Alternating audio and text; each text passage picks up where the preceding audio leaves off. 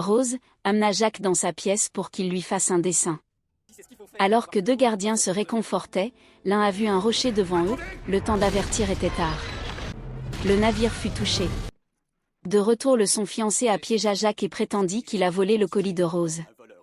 Il fut menotté et envoyé au fond du navire. Rose refusait de croire et s'est retournée pour chercher Jacques. Elle a finalement retrouvé Jacques. Pour sauver Jacques, elle devait aller chercher la clé. En revanche, elle a trouvé une hache. Avant d'essayer, Jacques demanda à ce qu'elle fasse 3 essais sur une coffre. Elle allait faire ces 3 essais pour libérer Jacques. Après ces 3 essais réussis, elle a finalement réussi à couper la menotte avec la hache d'un seul coup. Pendant ce temps, le navire coulait.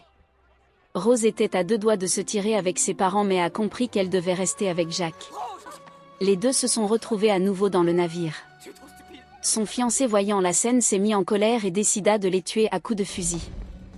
Les deux fuyaient partout dans le navire et se retrouvèrent encore coincés. L'homme qui avait la clé pour les sauver a accidentellement fait tomber la clé. Jacques passa sa main sous l'eau pour retrouver la clé et fit sortir de là.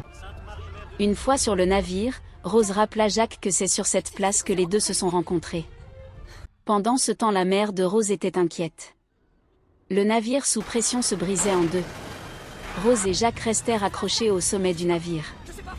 Alors que le navire coulait à grands pas, Jacques rassurait Rose de prendre sa respiration avant qu'il ne se noie et qu'elle ne devait aucunement laisser sa main. Après l'immersion, les deux se lâchèrent les mains. De nouveau sur la surface, Jacques demanda à Rose de monter sur un débris du navire. Jacques rassura Rose que l'équipe de sauvetage reviendra les chercher et demanda à Rose de promettre qu'elle ne l'abandonnera jamais.